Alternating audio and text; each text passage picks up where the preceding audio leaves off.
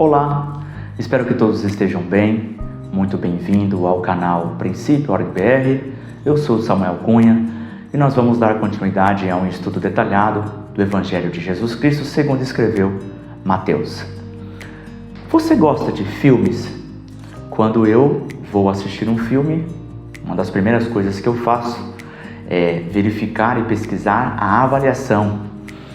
Existe uma avaliação chamada IMDb, que é uma nota de 0 a 10, e outras plataformas decidem usar estrelas.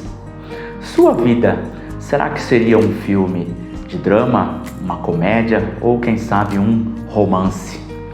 Se fosse feito um filme, quero fazer essa pergunta para você que possa refletir sobre isso. Se fosse feito um filme dos seus últimos 12 meses, quantas estrelas você acha que Jesus avaliaria? A sua vida, o seu interior, inclusive seus pensamentos e aquilo que está oculto no seu coração. Quero ler com você Mateus capítulo 21, do versículo 28 ao 46 até o final. A parábola dos dois filhos. Hoje nós vamos contar duas parábolas, a parábola dos dois filhos e também a parábola dos lavradores maus. Acompanhe na sua Bíblia a leitura. Mas que vos parece? Um homem tinha 2 filhos e, dirigindo-se ao primeiro, disse: Filho, vai trabalhar hoje na minha vinha. Ele, porém, respondendo, disse: Não quero. Mas depois, arrependendo-se, foi. E dirigindo-se ao segundo, falou-lhe de igual modo, e respondeu ele, disse: Eu vou, Senhor. E não foi. Qual dos dois fez a vontade do Pai? Disseram-lhe eles: O primeiro. Disse-lhe Jesus: Em verdade vos digo que os publicanos e as meretrizes entram diante de vós no reino de Deus. Porque João veio a vós no caminho da justiça, e não o crestes, mas os publicanos e as meretrizes o creram. Vós, porém, vendo isto, nem depois vos arrependestes para o crer. Houve ainda outra parábola. Houve um homem, pai de família, que plantou uma vinha e circundou-a de um valado e construiu nela um lagar e edificou uma torre e arrendou-a a uns lavradores e assentou-se para longe. E chegando o tempo dos frutos, enviou os seus servos aos lavradores para receber os seus frutos. E os lavradores, apoderando-se dos servos, feriram um, mataram outro e apedrejaram outro. Depois enviou outros servos, em maior número do que os primeiros, e eles fizeram-lhes o mesmo. E por último, enviou-lhe seu filho, dizendo: Terão respeito a meu filho. Mas os lavradores, vendo o filho, disseram entre si: Este é o herdeiro, vinde, matemo-lo e apoderemo-nos da sua herança. E lançando mão dele, o arrastaram para fora da vinha e o mataram. Quando, pois, o senhor da vinha, que fará aqueles lavradores? Dizem-lhes eles: dará afrontosa morte aos maus e arrendará a vinha a outros lavradores, que a seu tempo lhes deu os frutos. Disse-lhe Jesus: Nunca lestes nas Escrituras? A pedra que os edificadores rejeitaram, essa foi posta por cabeça do ângulo. Pelo Senhor foi feito isto, e é maravilhoso aos seus olhos? Portanto, eu vos digo que o reino de Deus vos será tirado, e será dada a outra nação que lhe deu os seus frutos. E quem cair sobre esta pedra, despedaçar-se-á, e aquele sobre quem ela cair, ficará reduzido a pó. E os príncipes dos sacerdotes e os fariseus, ouvindo estas palavras, entenderam que falava deles. E pretendendo prendê-lo, recearam o povo, porquanto o tinha por profeta. Vamos começar comentando do versículo 28 ao 32, a parábola dos dois filhos. Anteriormente, Jesus havia proibido o comércio ilegal no templo, tocando no orgulho e na avareza dos religiosos. Isso fez com que eles ficassem bastante irritados e fizessem uma pergunta para Jesus: com que autoridade Jesus fazia aquelas coisas, dava aqueles ensinamentos e também os milagres. E a resposta de Jesus nessas 3 parábolas, que nós estamos estudando 2 hoje e vamos estudar mais uma também no próximo vídeo, é uma resposta de Jesus nesse contexto: com que autoridade. Então vamos ver aqui a primeira dessa sequência de 3 parábolas, tudo bem? Bom, a parábola dos 2 filhos se parece bastante com a do filho pródigo, mas a primeira foi contada na semana final em Jerusalém e a última no caminho da viagem, tá bom? Então não devemos confundir, porque são 2 contextos bastante diferentes, tá? 2 cenários diferentes, mas vamos lá. A parábola não parece ser algo muito complicado de pelo menos entender a história contada por Jesus, né? Então, por exemplo, aqui para a gente chamar a atenção, o primeiro filho falou não quero, né? Mas depois se arrependeu e foi. O segundo filho fez o contrário, falou eu vou, Senhor, e não foi, né? Se você é pai, né? Se você é mãe, deve estar já habituado, já deve ter acontecido muitas vezes com os seus filhos, né, em casa.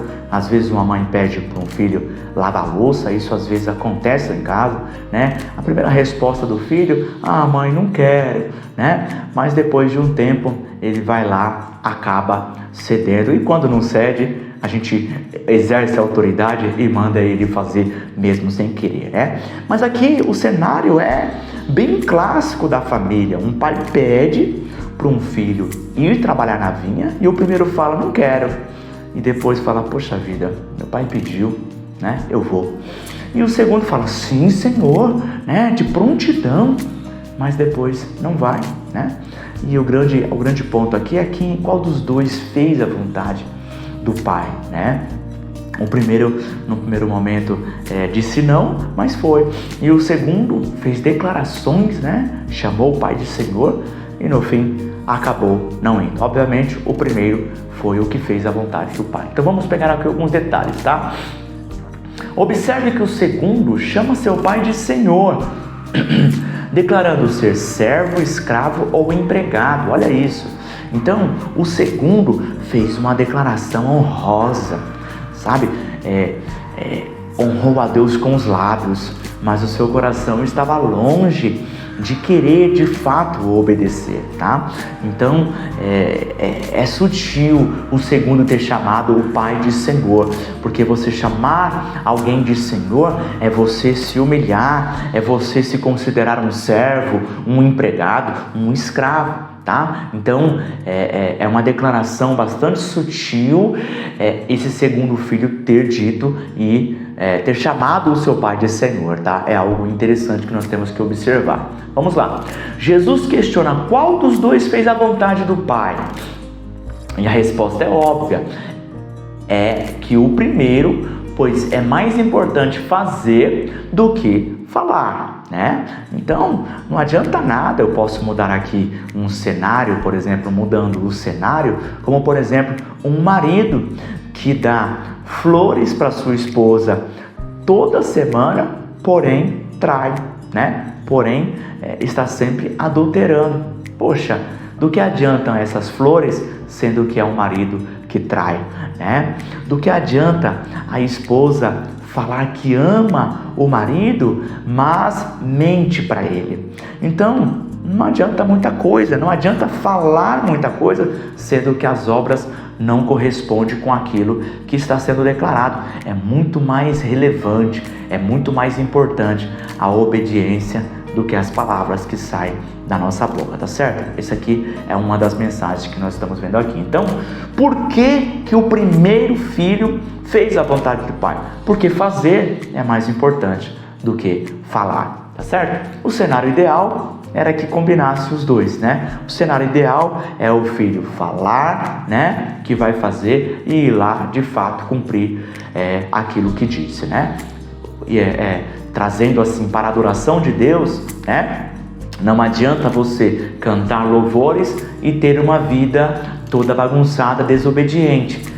Mas também não adianta não é o ideal sugerido pela palavra de Deus que você tenha uma vida obediente, mas nunca adore ao Senhor, né? Então o cenário ideal é que você tenha um coração obediente disposto, a sua vida reflita isso e que naturalmente você possa adorar o seu Deus com louvores, como um reflexo natural e espontâneo e sincero que venha do coração, tá? Esse é o cenário ideal, mas vamos lá. Bom, Jesus cita João Batista, pois o contexto o batismo de João, de onde era?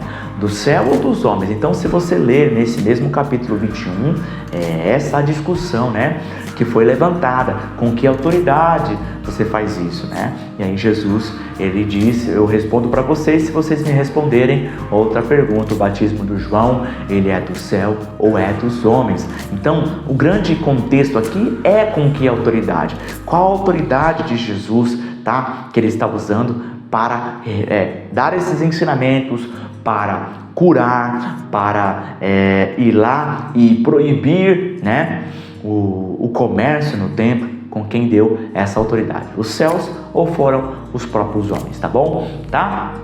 Então, Jesus usa aqui a questão do João Batista, tá? Por causa que o contexto que está falando a respeito a autoridade do João Batista é do céu ou é dos homens, tá? Na aplicação original, falando sobre a aplicação, como nós podemos aplicar esse texto, por que Jesus estava falando isso? O primeiro filho representa os pecadores e o segundo filho, os religiosos. Então, a aplicação crua, a aplicação original, a primeira aplicação desta parábola é Jesus falando para aqueles religiosos e também para aquela multidão e para os seus discípulos, tentando demonstrar a seguinte verdade: o primeiro filho representa os pecadores. Jesus até citou aqui, né? Meretrizes, publicanos, então pecadores, né? Então, o que os pecadores representam? Poxa, são pessoas que com seus lábios falam: Deus, eu não tenho a mínima condição de te obedecer, mas depois vai lá e obedece. O caminho que Deus deu para eles obedecerem, que caminho é esse? É o caminho de justiça e de santidade através de Jesus Cristo. Eles foram lá e obedeceram. Muitas prostitutas, muitos ladrões, muitos publicanos, muitos estrangeiros, que para o povo judeu era alguém assim, algo muito fora do pensamento deles, do padrão de que Deus salvaria os gentios, né, estrangeiros. Eles viam Deus mais como um Deus exclusivo de Israel, né? Então, e essa palavra aqui também está falando a respeito disso, da salvação dos gentios, né? Então, de um povo não judeu, né, de um povo estrangeiro. Então aqui o primeiro filho representa os pecadores, que Jesus até dá o exemplo de publicanos e meretrizes, que são prostitutas. E os segundos filhos, que aqueles que tinham declarações, né, que a aparência era religioso, jejuavam, oravam, mas tudo com um coração para receber elogio das pessoas. Então, estavam ali, arraizados na lei, né? Então, declaravam com a boca, mas as ações, de fato, que é aquilo que Deus ele vai observar, principalmente as intenções do coração, estava longe do Pai, estava longe de Deus, tá bom? Então, resumidamente, o primeiro filho simboliza os publicanos e as prostitutas, as meretrizes. O segundo filho, que é aquele que declara, mas não faz, era uma referência aos religiosos. Tudo bem? Vamos lá.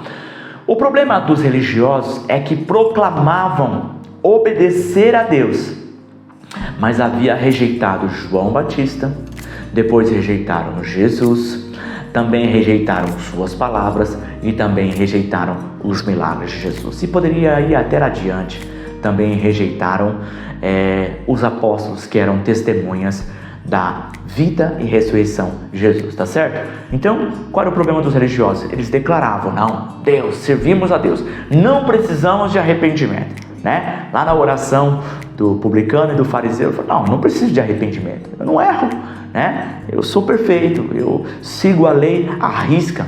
Mas o seu coração está longe de Deus. Por quê? Devido ao orgulho, devido à inveja, devido ao egoísmo, devido à hipocrisia, à avareza e muitos outros pecados que nós vamos ver em Mateus 23, Jesus denunciando e advertindo, expondo esses pecados dos religiosos da época, tá bom? Então vamos lá. A expressão, vendo isto, nem depois vos arrependestes para o crer, interessantíssima essa expressão, dita por Jesus, significa que a conversão de grandes pecadores é uma forte evidência de que a mensagem de João Batista era de Deus e não dos homens. Então, meus irmãos, se você quer identificar um evangelho verdadeiro, veja se há transformação de pessoas.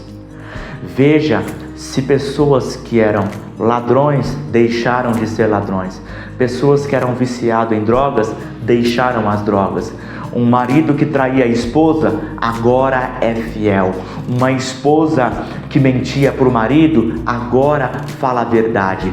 Uma pessoa que era cheia de ódio agora tem domínio próprio. Uma pessoa que vivia abandonada, que vivia em depressão, em ansiedade, agora tem o seu coração transformado.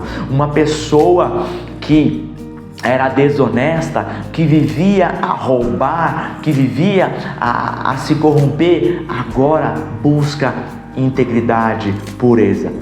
Esse é um sinal de que o evangelho verdadeiro chegou neste coração. Sabe por quê?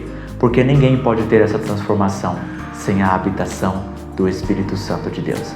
E a habitação do Espírito Santo de Deus vai causar transformação de dentro para fora, vai causar uma nova vida.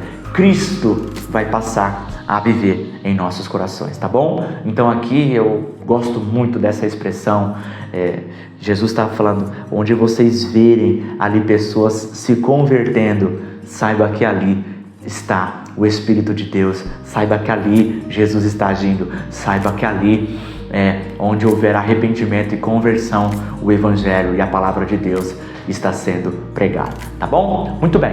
Observe a sequência ideal, tá? Interessante. Um pecador, depois que se arrepende, que depois crê e depois obedece. Então, os 4 passos. Nós vemos uma pessoa, um pecador, em um primeiro momento ele se arrepende, depois ele passa a crer e por último, a consequência natural disso é obedecer. Além disso, vemos que tudo gira em torno de uma palavra do Pai. Meus irmãos, a conversão, a fé vem pelo ouvir e o ouvir pela palavra de Cristo. Então, tudo gira em torno de uma palavra do Pai, de um convite do Pai. Vem, filho, trabalha para mim na vida, tá bom? Eu encerro então este bloco, esta parábola dos 2 filhos, com essas palavras. Portanto, a salvação não é pelas obras, mas para as obras. Não é a causa, mas o efeito. No fim, tudo se resume em fazer ou não fazer a vontade do Pai. Vamos comentar agora do versículo 33 ao 46, a parábola dos lavradores maus. Nós temos aqui a segunda parábola dessa sequência de 3 parábolas que Jesus conta, naquela conversa com que autoridades, Com que autoridade fazes isto? Então, nesse contexto, Jesus está contando 3 parábolas, esta é a segunda. Nós temos aqui um agricultor com uma plantação de uvas que aluga essa propriedade para alguns lavradores, para alguns trabalhadores, e aí nós temos esse pai, esse agricultor exigindo os seus frutos, em seu tempo, no tempo correto, no tempo oportuno, mas aí os lavradores tentam ali se rebelar, tentam roubar aquela vinha para eles. Então vamos ver aqui detalhes técnicos a respeito dessa parábola e o que nós podemos aprender, tanto para aquela época como também para os nossos dias de hoje. Vamos lá. Quero aqui, para melhor entendimento, utilizar um pouquinho da tradução NTLH, que é na linguagem de hoje, para que a gente possa dar um entendimento mais claro de alguns pontos aqui que nós no Brasil hoje, né, a maioria das pessoas trabalham em escritório, nas capitais, então não temos aqui um contexto atual de agricultura, que nós temos muitas palavras aqui a respeito disso, tá? Então, por exemplo, vinha, obviamente, né, uma plantação, a NTLH traduziu como uma plantação de uvas, então a palavra vinha, né, uma plantação de uvas. Circuncidou-a de um valado, ou seja, o que é isso? Pôs uma cerca em volta dela, né? Então imagina uma plantação de uvas com uma cerca em volta dela, né? Para proteger dos animais, para proteger de ladrões e assim sucessivamente. Então pôs uma cerca em volta dela, tá? Construiu nela um lagar, ou seja, construiu um tanque para pisar as uvas e fazer vinho, tá? Então o lagar é ali um tanque aonde as mulheres descalças, né? Às vezes meninos, às vezes homens, ficavam ali pisando, amassando as uvas, né? Sobre elas nós vemos isso em filmes que mostram os tempos antigos, principalmente da cultura de Israel, tá? Construiu nela um lagar, né? Já falei. Edificou uma torre, ou seja, construiu uma torre para o vigia. Então alguém alto, né? Que ficava ali olhando de guarda para aquela vinha, para que não viesse ladrões à noite, né? Também animais e assim sucessivamente. Ou seja, o texto está nos mostrando, a parábola está nos mostrando que aquele pai teve o cuidado, ele cuidou daquela vinha, ele deu tudo, fez tudo o que é necessário para ela, tá? Arrendou-a, de arrendar, né? Tem a ver com aluguel, né? Então, como nos dias de hoje, a gente aluga uma casa, né? Aquela casa não é daquele morador, mas ele paga uma mensalidade para poder morar ali naquele lugar. Não é proprietário, mas paga uma mensalidade. Então, arrendar aqui era um aluguel, tá bom? Então, acho que assim já nos dá uma visão geral de melhor entendimento, tá? Tempo dos frutos, tá? Então, agora, tecnicamente, tempo dos frutos na cultura de Israel, né? Na agricultura de Israel da época, era setembro do 5º ano depois do plantio. Nós encontramos essa informação em Levíticos 19, 23 ao 25, tá? E esse é um comentário do Micon, que tem essa informação técnica. Então, nós estamos falando aqui de setembro do 5º ano. Então, se a pessoa plantasse ali em um determinado ano, contava 5 anos após o plantio, no mês de setembro era o período dos frutos, tá? Só para a gente entender bem aqui o contexto dessa história, tá? O pagamento era feito por dinheiro ou parte da colheita. Então, normalmente, aquele proprietário da plantação, aquele agricultor, ele realizava o pagamento, dinheiro, né? Ou uma parte da plantação, tá? Nós vemos aqui 3 tentativas, tá? Primeira tentativa, ele enviou servos. A segunda tentativa, ele enviou mais servos. E a terceira tentativa, ele enviou o próprio filho, né? Observe o progresso do mal. Interessante esse ponto aqui. Por quê? Nos servos, os lavradores maus feriram. No outro, mataram. No terceiro, mataram cruelmente, né? Não bastou matar, mas apedrejaram, que é uma morte cruel. Então nós vemos aqui a progressão do mal. Acredito que nós temos aqui, nós vamos falar na aplicação, uma aplicação muito interessante de padrão de comportamento humano e daquilo que nós precisamos vigiar com relação a aquelas ações que nós falamos, não vai dar nada não, é só um olhar, é só uma conversa, né? É só um pouco de dinheiro, é só um pouquinho, né? Então nós vemos aqui a progressão do mal, tá bom? Muito bem. A expressão terão respeito a meu filho mostra a enorme paciência de Deus. Já a expressão este é o herdeiro, vinde, matemo-lo e apoderemo-nos da sua herança, mostra a tolice dos lavradores. Então, a própria parábola contada vai mostrar e está enfatizando como Deus é extremamente paciente. E também, em contrapartida, um contraste disso é as palavras dos lavradores: olha, tá aí o filho, vamos pegar ele, vamos apedrejar, vamos matar, porque assim esta vinha, esta propriedade, ela vai passar a ser nossa. Então mostra a tolice do pecado, mostra a progressão do pecado e mostra dois extremos. Por um lado, a extrema paciência de Deus e por um outro lado, o abuso da graça, o abuso do prazo de Deus, o abuso da paciência e do amor de Deus, tá certo? Então aqui nós vemos um forte contraste nessa parábola de Jesus, mostrando o amor de Deus por um lado e o abuso e o extremo pecado por um outro, tá? Vamos lá. O significado da parábola é óbvio. O pai de família representa Deus, acho que ninguém tem dúvida quanto a isso, né? A vinha representa o reino de Deus, interessante, muito bem. Os lavradores representam Israel, né? Pelo menos na parábola original, podemos aplicar mais para as nossas vidas, mas na parábola originalmente, a vinha é uma forte representação de Israel. Os servos são os profetas, né?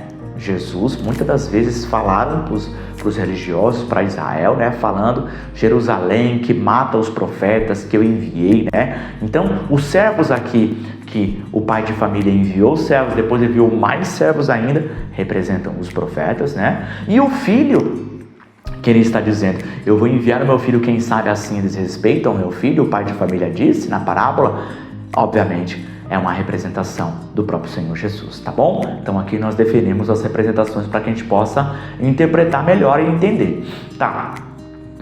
Jesus estava pronunciando essa parábola para os líderes religiosos e nesta semana eles prenderam Jesus no jardim do Getsêmani, levaram para o tribunal de Caifás, o levaram para fora de Jerusalém e o mataram na cruz do Calvário. Você vê na parábola que aqueles lavradores, eles pegam o filho, colocam fora, né, da plantação, lançam ele fora e ali apedrejam e matam. Então está muito evidente que essa é uma representação do que os religiosos iriam fazer com Jesus. Jesus estava profetizando aqui. Jesus estava mostrando para os religiosos: olha o mal que vocês estão fazendo. Jesus estava expondo, advertindo os religiosos, tentando salvá-los antes que eles pudessem cometer esse mal, tá certo? Então, a parábola é uma ilustração, é uma metáfora, a palavra é uma história do que iria acontecer exatamente naquela semana. Nós estamos aqui na terça-feira e Jesus, ele será preso muito provavelmente na quinta e na sexta pela manhã, à tarde, na verdade, a sexta à tarde. Pela manhã ele vai ser julgado, crucificado, né, torturado, e sexta-feira à tarde ele será morto, tá bom? Então é o que vai acontecer aqui. A parábola muito evidente está demonstrando o que vai acontecer aqui. Vamos lá. A pergunta: quando, pois, vier o Senhor da vinha, que fará àqueles lavradores? Esta pergunta é feita aos próprios líderes religiosos, tá? E é interessante aqui, eu fiz um comentário: não há sentença mais justa do que aquela pronunciada pelo próprio réu. Então Jesus conta esta parábola e faz uma pergunta, né? O que esse pai de família deve fazer, ou ele vai fazer com esses lavradores maus, né? E os próprios religiosos dão o julgamento. Nós vemos um padrão muito comum nos julgamentos. Nós vemos, por exemplo, Natã, quando ele vai confrontar o adultério e o homicídio de Davi, ele utiliza esse recurso: Davi, diga-me qual é o julgamento, esta pessoa é digna de morte. Pois é, Davi, este homem é você. Então aqui acontece o mesmo padrão. Jesus pergunta para os líderes religiosos e eles mesmos pronunciam com a própria boca a sentença. E esta sentença é a própria sentença sobre a vida deles, porque eles são os lavradores maus, tá certo? Então vamos lá. E o julgamento dito pela boca deles foi: dará afrontosa morte aos maus, e arrendará, alugará a vinha a outros lavradores, a outros trabalhadores, que a seu tempo lhes dê os frutos. Olha isso. Então eles falavam: olha, esse pai de família vai matar esses lavradores maus, e depois ele vai pegar esta vinha e vai dar para outras pessoas, para que esses outros trabalhadores possam dar os frutos no seu devido tempo. O que a história nos conta? Em Jerusalém seria horrivelmente destruída em 70 depois de Cristo. O reino de Deus seria dado aos gentios, e esses dariam frutos a Deus. Então, a sentença que os religiosos pronunciaram foi exatamente o que a história contou e aconteceu, tá certo? Bom, vamos lá. Jesus aplica a profecia de Salmo 118, 22 a si mesmo. Jesus é a pedra angular, ou seja, o que significa angular? Fundamental, ou nos dias de hoje como um alicerce da construção, tá? Então Jesus é a pedra angular para os que creem, mas é pedra de tropeço e escândalo para os que não creem e desobedecem. Eu vou deixar aqui na legenda algumas referências que falam do Messias, do Cristo, de Jesus, como tanto pedra angular, um fundamento, como pedra de tropeço, tá? Pedra angular, Jesus é para os que creem no seu nome, e pedra de tropeço para aqueles que são incrédulos com relação à mensagem do Evangelho, tá? Leio agora um comentário do Risby para explicar essas duas questões de Jesus ser uma pedra tanto para os que creem quanto para os incrédulos. Ele diz assim: o pecador que cai sobre a pedra em humildade se quebra e é salvo. Então, um pecador que cai sobre a pedra, ele se quebra em humildade, ele se quebra e é salvo, tá? Porém, o rebelde que resiste a Cristo será esmagado pela pedra do julgamento. Então, Cristo é uma pedra que tanto causa salvação, aquele que vem até ele com humildade, admitindo ser pecador, como também ele é julgamento para aqueles que querem resistir a esta pedra, tá certo? Então, dessas duas formas a Bíblia vai chamar Jesus tanto de pedra angular, ou seja, um alicerce, um fundamento, como também uma pedra de tropeço, tá? Uma pedra de escândalo para aqueles que não creem, tá bom? É o que o texto está nos mostrando aqui. Os opositores de Jesus seriam julgados com uma severa punição. Os religiosos entenderam que a palavra era para eles, mas já estavam procurando a melhor maneira de prender e matar Jesus. Olha isso, meus irmãos, o que a cegueira espiritual causa e como isso aqui é um exemplo para a minha vida e para a sua vida. Quando nós estamos cegos, com os ouvidos tapados diante da advertência, diante da palavra, diante da voz de Deus que vem por meio do Espírito Santo, por meio da criação, por meio da pregação, por meio da internet, por mais diversos meios Deus tem falado e chamado o povo para o arrependimento. Jesus tinha acabado de contar essa parábola, estava evidente que aqueles religiosos eram os trabalhadores maus, e aí o que eles estavam fazendo? Estavam procurando uma forma de realmente executar o que a parábola estava advertindo eles, de que eles queriam matar Jesus, queriam matar o Filho de Deus. Eu concluo esse trecho com essas palavras.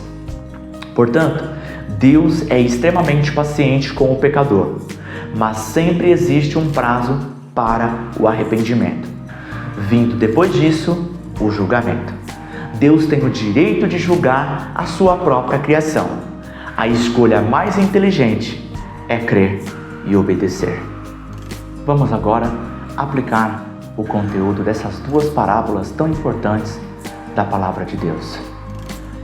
Esses ensinamentos podem ser aplicados para uma pessoa que está tentando largar um pecado ou um vício, ou para aquela pessoa que tem dificuldade em realizar as atividades religiosas, como por exemplo, orar, jejuar, ler a Bíblia, ou alguém que tem um chamado para pregar, para cantar, para evangelizar, ou para realizar doações.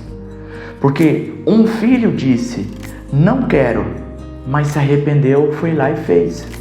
E outro disse, sim, Senhor, deixa comigo, mas no fim não fez. Então, mesmo que você tenha um pecado ou um vício para largar, ou tem dificuldade em fazer as orações, ou jejuar, ou ler a Bíblia, estudar a Bíblia, ou ouvir uma mensagem, ou ir no culto, ou obedecer a Deus em alguma coisa, você precisa olhar para esse texto e ver o quão importante nessa parábola dos 2 filhos tem a ver comigo e com você. O quanto isso, e essa advertência que Jesus está dando para mim e para você, de que muitas das vezes nós vamos ter que não querer, mas fazer. E o melhor cenário é a gente querer e fazer por amor a Deus, tá bom? Então, em todos esses cenários, espero que isso seja uma aplicação para a sua vida, assim como é também para a minha vida. Vamos lá, temos bastante aplicação aqui que a gente pode encontrar para a minha vida e a sua vida. Vamos lá. Normalmente não existe harmonia entre coração, palavras e ações, e isso é ruim. O cenário ideal é que sejamos verdadeiros. Por que eu estou dizendo isso? Porque aqueles 2 filhos, a boca dele expressaram uma coisa, mas as ações dele expressaram outra. E Deus critica isso, né? Em Mateus 15, nós já aprendemos em vídeo anterior, também Marcos 7, que Deus está dizendo, esse povo honra-me com os lábios, mas o seu coração está longe de mim. Então o cenário ideal é que coração, palavras e ações tenham harmonia. Isso é ser sincero, isso é ser verdadeiro, quando o coração, as palavras e as ações estão em harmonia e estão caminhando, apontando para uma mesma direção e uma mesma atitude, tá certo? Então, nesta parábola nós vemos aqui 2 filhos, que Jesus provavelmente estava mostrando aqui que os 2 são pecadores, mas que mais importante do que falar é fazer, tá bom? Então vamos lá. Algumas pessoas são mais perseverantes do que outras. Olha que interessante, nós podemos observar essa lição aqui. Fatores como perfil, histórico e motivação influenciam no nível pessoal de cada um. Porém, a fé é um ponto determinante. O que faz mais, muito provavelmente, é porque acredita mais. E o que faz menos é porque acredita menos. Então, meus irmãos, você pode olhar para a igreja como um todo, olhe a sua vida, examine a sua vida, examine as pessoas que estão ao seu redor e você vai identificar algumas pessoas mais perseverantes, mais disciplinadas do que outras. Por que alguns são assim? É óbvio que o perfil, o histórico e também a motivação de uma pessoa vai ser um ponto determinante. Mas, espiritualmente falando, alguns vão fazer mais porque acreditam mais e outros vão fazer menos porque acreditam menos. E talvez você tenha um problema de disciplina e você tenha um problema de perseverança. Eu queria orar mais, mas eu não consigo. Eu queria ler mais a Bíblia, mas não consigo. Eu queria realizar mais doações, mas não consigo. Eu queria perdoar, mas não consigo. Talvez está faltando fé. Você olhar para a palavra de Deus e falar, olha, Deus é verdadeiro. Então se Ele mandou eu fazer isso daqui, eu vou obedecer. Então a fé tem a ver com isso. Experimente ler mais a Bíblia, experimente orar mais e pedir mais fé para Deus. Porque você aumentando a fé, muito provavelmente, você consequentemente vai aumentar também a sua disciplina espiritual, a sua perseverança espiritual. Tá bom? Então vamos lá. Falamos sobre perseverança. Se você tem problema com relação a isso, preste atenção nessa aplicação. O prazer foi criado por Deus para motivar ações, por exemplo, comer e reproduzir, tá? Então, por que Deus criou o prazer? Para motivar, repetir, né, ações, como a gente comer ou reproduzir, tá? A perseverança será exigida nas atividades que não são prazerosas, como, por exemplo, quando a gente fala não quero, tá? Então, meus irmãos, na maioria das vezes a gente não quer orar. Jejuar, então, não sei a sua dificuldade, mas para mim, das atividades religiosas, é a que é mais difícil de realizar, né? Então, ninguém quer jejuar, ninguém quer parar de comer, ninguém quer ficar num quarto lá por horas intercedendo pela sua família, buscando a Deus. Ninguém quer ficar lendo um livro, sabe? Ninguém quer ler a Bíblia, por quê? Porque a carne milita contra o Espírito. Essa é a verdade, tá certo? A nossa carne não quer, não é prazeroso as atividades religiosas. Ninguém gosta de ficar fazendo doações, né? Ninguém gosta de pegar lá o seu dinheiro, e muitas das vezes que já é pouco, e dividir com outro. Não, a nossa carne não vai gostar disso. A perseverança vai exigir quando a nossa carne não quer. Mesmo a nossa carne, mesmo a nossa natureza não gostando disso, nós vamos fazer mesmo assim, tá certo? Porque na maioria dos cenários, enquanto não alcançar uma maturidade, de uma fé alta, de um amor alto, aonde todas essas atividades elas vão se tornar um hábito e nós vamos ter prazer espiritual nelas, enquanto não alcançamos esse nível, mesmo não querendo, nós vamos ter que realizar. Como, pastor? Acreditando que Jesus mandou a gente fazer aquilo, e se Jesus mandou na sua palavra, está explícito na sua palavra, nós vamos fazer isso. Por quê? Porque Ele é bom, porque Ele é verdadeiro, e se Ele pediu para nós fazermos é porque é bom, para a nossa vida tá bom também, tá certo? Então, a perseverança vai ser exigida naquelas atividades, naquelas atitudes, aonde nós não queremos, mas Deus mandou, nós vamos fazer, tá bom? Pense a decisão como um cabo de guerra, tá? Aqui está uma ilustração para você. Pense a decisão como um cabo de guerra, né? Um cabo de guerra são duas pessoas, por exemplo, ou várias pessoas, um grupo de pessoas da direita, outro grupo na esquerda, e cada um está puxando, né? De um lado temos a falta de prazer, a preguiça e medo. Do outro lado, nós temos a fé, o amor e a perseverança. Então, quem que vai vencer, né? A falta de prazer, a preguiça e o medo, por um lado, e o outro lado, a fé, o amor e a perseverança. Aquilo que você estiver cedendo é porque está vencendo. Ah, pastor, eu não consigo orar. É porque a falta de prazer, a preguiça, o medo está sendo mais forte do que o amor, do que a fé, do que a perseverança, tá certo? Ah, pastor, não consigo jejuar. Você, a falta de prazer, a preguiça, né? O medo está sendo mais forte do que a obediência, do que o amor, do que a perseverança, do que o domínio próprio do outro lado. A leitura bíblica é a mesma coisa, a doação é a mesma coisa, o vencer um vício é a mesma coisa, vencer um pecado, mesma coisa.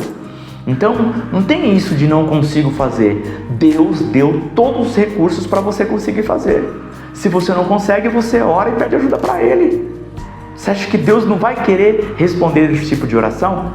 Tenho plena certeza que vai querer, tá certo? Então, a grande pergunta é, você quer realmente de fato obedecer? Aí você tem que ver que lado do cabo de guerra que vai vencer esta guerra, tá bom? Essa batalha. Vamos lá. Motivos para você obedecer. Primeiro, Deus te ama. Presta atenção. Se firme nessas afirmações. Segundo, Deus é verdadeiro. Ele não pode mentir. A palavra de Deus é verdade. Terceiro, Deus conhece o futuro e também a sua vida. Tá? Quarto, teremos galardão. É recompensador. Em quinto, daremos conta no juízo final. Então eu estou te dando 5 motivos aqui para você obedecer ao que Deus te pediu na palavra dele, o que Deus te orienta por meio da oração. Então, se firme nesses motivos. Deus ama você. Ele é verdadeiro. Ele te conhece, Ele conhece o futuro, Ele conhece o seu coração, Ele conhece a natureza humana. Vai ter um galardão, e esse galardão é uma recompensa eterna, permanente. E por último, haverá um juízo final. Nós vamos dar conta do tempo, do dinheiro, dos talentos, do nosso corpo, do nosso espírito. Nós vamos dar conta no juízo final, diz a palavra de Deus, tá certo? Então todos esses são motivos que você tem que olhar, que estão registrados na palavra de Deus, advertindo e nos avisando, e são motivações para você obedecer o que Deus manda, tá bom? Agora falando um pouquinho sobre fruto, nos lavradores aqui, né? A palavra dos lavradores maus, tá? Fruto é fazer a vontade de Deus. Já falamos aqui no ensino anterior, né? Você tem fruto. Então fruto é fazer a vontade de Deus. Por exemplo, orar, estudar a Bíblia, evangelizar, fazer doações, perdoar, ser honesto, ser um marido fiel. Então, fazer a coisa certa, fazer aquilo que está revelado na palavra de Deus é dar fruto. Então, que você possa aqui dar fruto na sua vida. A sua vida é como se fosse uma plantação de uvas. Deus é o agricultor e no tempo certo Ele vai requerer de você o fruto. Então você nasceu para dar fruto. Você nasceu para ser uma pessoa correta. Você nasceu para ter uma vida de oração. Você nasceu para buscar nas Escrituras entender e conhecer a Deus. Você nasceu para ser um excelente marido para sua esposa. Você nasceu para ser uma excelente esposa para o seu marido. Você nasceu para ser um trabalhador honesto no seu trabalho. Você nasceu para ser sal da terra, para ser luz do mundo. Você nasceu para glorificar a Deus através da sua vida. É por isso que Deus te deu a sua vida. E Ele vai requerer de você o seu fruto no tempo certo. A plantação de uvas demorava uns 5 anos no mês de setembro. O que isso simboliza? Simboliza que no tempo certo, você vai estar diante do tribunal de Cristo e Deus vai requerer de você os seus frutos. Então, aqui é uma advertência para a minha vida e também para a sua, tá? Deus te chamou e te deu todos os recursos necessários para que você produza frutos para a glória dele. Então, aqui nós temos uma aplicação e é uma advertência, é um aviso para a minha vida e para a sua vida. Produza frutos. O que você está esperando para produzir frutos? De novo, pastor, não consigo. Vai no seu quarto, ora, jejua e busca a Deus. Fala, Deus, eu preciso produzir frutos para a sua glória, eu preciso ser uma pessoa correta. Peça para o Espírito Santo trazer à sua memória defeitos de caráter, problemas que você tem, vícios, problemas para perdoar, ansiedades, seja lá qual for aquilo que a palavra de Deus reprova e que você tem o hábito de fazer. Peça para o Espírito Santo de Deus expor você, sabe, trazer para que você possa se arrepender, confessar e orar a Deus por transformação de dentro para fora. Eu tenho certeza que Deus, Ele vai agir na sua vida, tá bom? Basta você querer, tá? Normalmente plantamos em um ano e vamos colher muitos anos depois. Então continue obedecendo que os frutos nascerão e você será recompensado.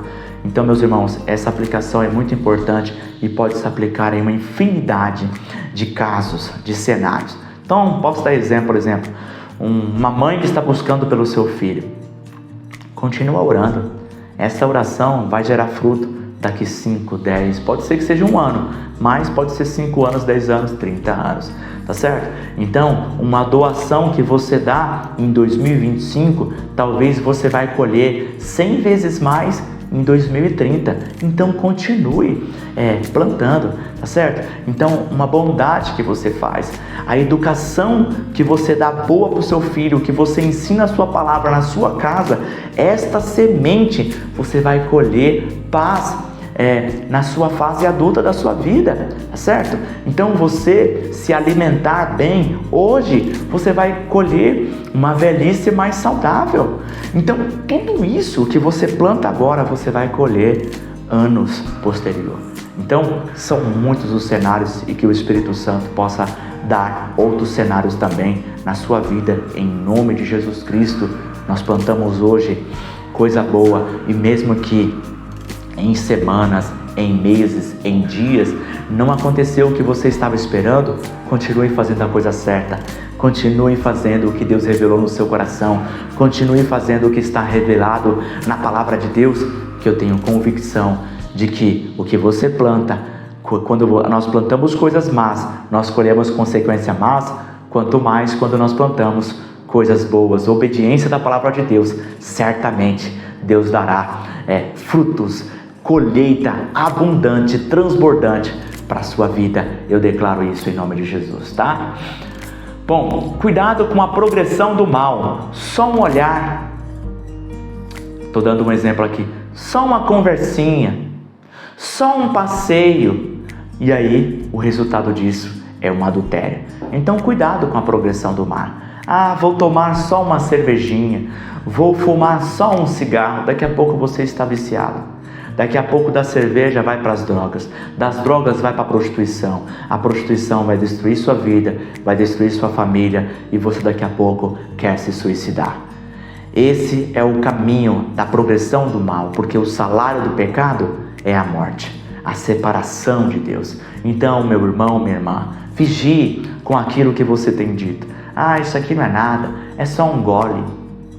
Vou experimentar só uma vez, eu tenho controle. E no fim acaba se destruindo, tá bom? Isso se aplica à pornografia, isso se aplica ao adultério, isso se aplica aos vícios, isso se aplica a filmes, a várias coisas que o pecado começa pequenininho, como quem não quer nada, como um fermento, daqui a pouco ele está levedando toda a massa, tá bom? Então tome cuidado e vigie com aquelas pequenas ações que parecem não ser nada, mas daqui a pouco você vai observar a progressão do mal e sempre no fim causando destruição e morte na minha vida e na sua vida, tá bom?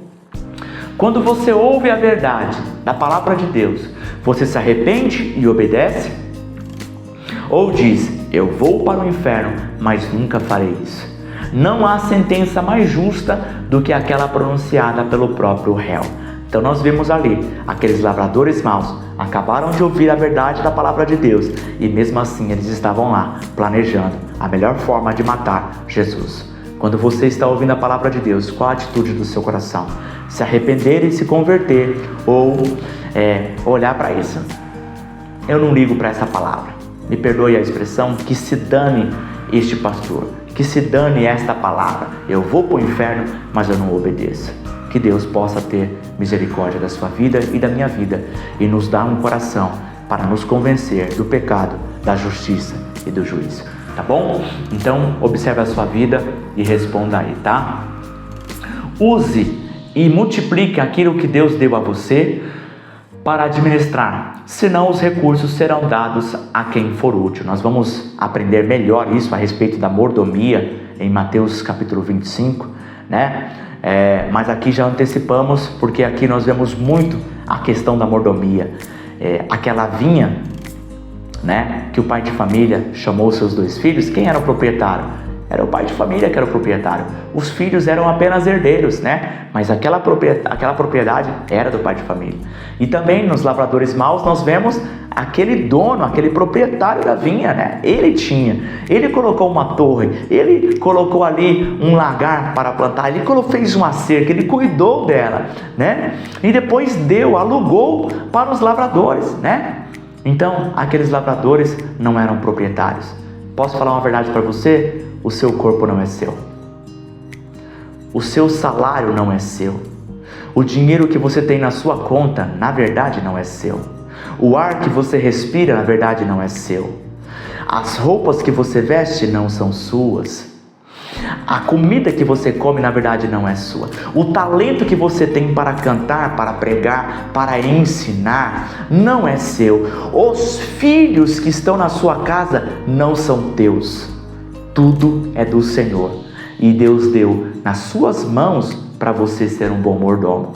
Então, faça bom uso e cuide bem daquilo que Deus colocou nas suas mãos para cuidar. Senão, Deus vai tomar e dar a outro. Esse é um padrão que nós vemos em vários ensinamentos da palavra de Deus, especialmente nos evangelhos.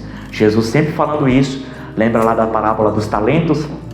Aquele que enterrou, Jesus disse que o julgamento é pegar dele e dar para quem tinha mais talento. Para quê? Para que pudesse multiplicar. Então, o que nós aprendemos? Tudo que Deus colocar nas suas mãos para fazer, faça com excelência. Senão, Deus toma e dá para outro. Para quê? Para que aquele talento, aquele recurso não fique parado. Tá bom? Então, em nome de Jesus, tudo que Deus colocar nas suas mãos, que você possa fazer multiplicar. Esse é o exame que eu e você temos que fazer, tá? Quem é o proprietário da sua vinha, do corpo, dos seus olhos, da voz, do dinheiro e do tempo. Você está sendo um administrador fiel ou um ladrão? Então, que você possa examinar a sua vida. Esta é uma das últimas aplicações que nós temos, penúltima, tá? Então que você possa administrar. O que você está fazendo com o seu corpo, com o seu tempo, com o seu dinheiro, com os seus filhos, com a esposa que Deus deu na sua mão para cuidar, com o marido que Deus deu na sua mão para cuidar, o que você está fazendo com a Bíblia que Deus colocou na sua mão, com o tempo que Ele te deu para você orar, o que você está fazendo com essas coisas. Então, ou você é um administrador fiel, ou você é um administrador infiel, ou em outras palavras, uma espécie de ladrão. Tá bom? Eu concluo este vídeo, este ensino com esta reflexão, assim como eu falei no início. Você não vai poder levar nada neste mundo, exceto uma coisa, as suas obras. Porque Jesus disse: e eis que cedo venho, e o meu galardão está comigo, para dar a cada um segundo a sua obra. Apocalipse 22:12. Imagine um filme da sua vida apenas dos últimos 12 meses, porque aí eu acredito que você vai conseguir se lembrar. Faça um filme dos seus últimos 12 meses. Quantas estrelas Jesus daria para este filme? Que Deus possa abençoar a sua vida. Em nome de Jesus, até a próxima.